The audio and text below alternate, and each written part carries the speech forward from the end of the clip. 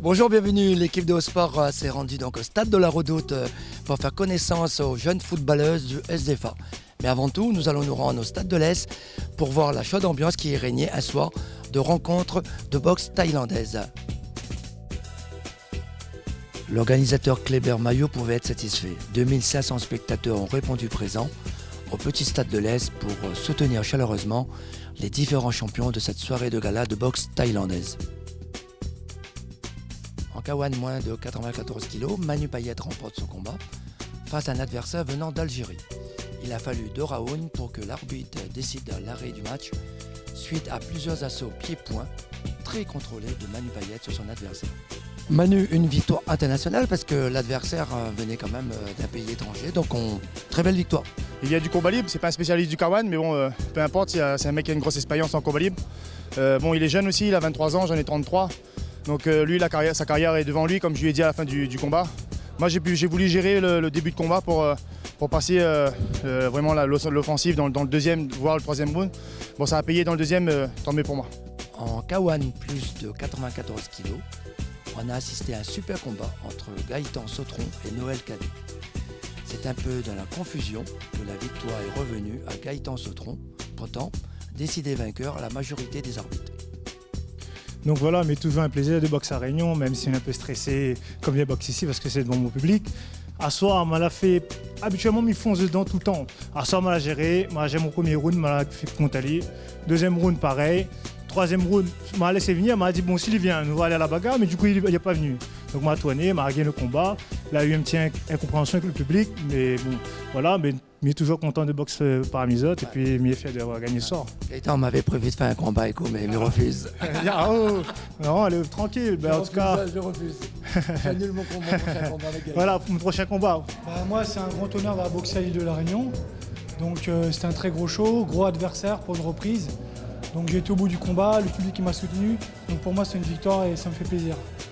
Bien sûr, à suspense parce que on t'avait désigné vainqueur, après on a recompté. Je dirais ce soir, vous êtes tous les deux vainqueurs. Oui, après, moi, je sais que je me suis compté 2 fois. Par contre, j'ai rien eu. On m'a compté lorsque j'avais rien du tout. Donc ça, j'ai pas compris. Donc s'ils annulent ça, après, j'estime que j'ai fait plus de spectacles. Donc peut-être que je peux comprendre que j'ai été vainqueur aussi. Bien évidemment, cette soirée était réservée donc au championnat du monde entre Michael Françoise et le Thaïlandais Gana John. On a pu rencontrer Michael Françoise juste avant son combat. Michael, ça va être une grande soirée tout à l'heure. On va faire tout pour un titre de champion du monde. Je discutais avec papa il y a quelques secondes. Le petit jeune Michael a bien grandi. Ouais, bien grandi. Ça fait maintenant 7 ans que je boxe. Ça doit faire 5 ans que je suis professionnel. C'est la première fois que je dispute un championnat du monde pro. Donc c'est une chance pour moi. J'ai la chance de le faire ici à La Réunion devant le public réunionnais. Donc j'espère qu'ils seront là pour me soutenir et je ferai tout pour prendre la ceinture ici à La Réunion. Malheureusement, le fossé était trop grand entre John Gana, qui pratique sa discipline depuis l'âge de 7 ans, et Michael Françoise, qui est arrivé depuis peu au plus haut niveau national. En 2 coups de coude, le Thaïlandais a détruit les espoirs de ceinture mondiale pour Michael Françoise. Après ces super combats, retrouvons les filles du SDFA dans leur séance d'entraînement. Pascal, comment se passent et se déroulent habituellement ces entraînements avec les jeunes filles ? Super bien, super tranquille. Les filles se mettent bien au diapason. Là, déjà, on est en vacances là. On a 12, 13, 14 filles le matin. Déjà, pour les vacances, normalement, les filles restent chez eux, mais là, ils sont là. Donc, ils sont bien motivés pour s'entraîner. Et après, on verra après. Aurélie, on t'avait vu donc en finale des Jeux des Îles et cette fameuse médaille d'or. On te retrouve ici dans un club. La même passion, le même plaisir ? Oui, toujours. Pour moi, depuis un petit moment, le football, c'est plus qu'un sport pour moi. C'est comme un équilibre dans ma vie. Et voilà, quoi.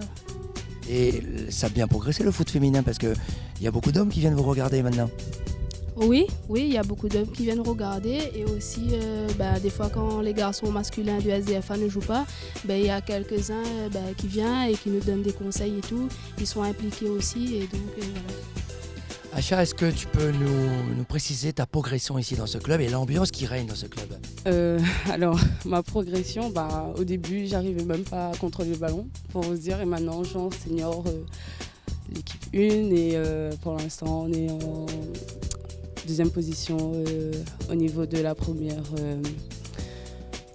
division, oui. Et j'ai beaucoup progressé parce que maintenant, franchement, vous pouvez demander aux autres filles, c'était pas comme ça. Famille, l'ambiance, toujours, hein, cette question d'ambiance entre jeunes demoiselles qui jouent au foot. La différence quand on reçoit les jeunes, les plus jeunes que nous, parce que moi je suis enseignant, on a des U13, des U16. Si on compare avec les autres clubs, elles sont toutes contentes de revenir, elles nous considèrent comme leur famille en fait. Quand on se retrouve dans la rue, elles nous sautent dans les bras, c'est très accueillant. Donc quand on vient, on sait qu'on va s'amuser, mais on vient pour travailler aussi. Donc les seniors apportent leur savoir-faire aux plus jeunes et les jeunes, elles sont contentes de progresser ensemble.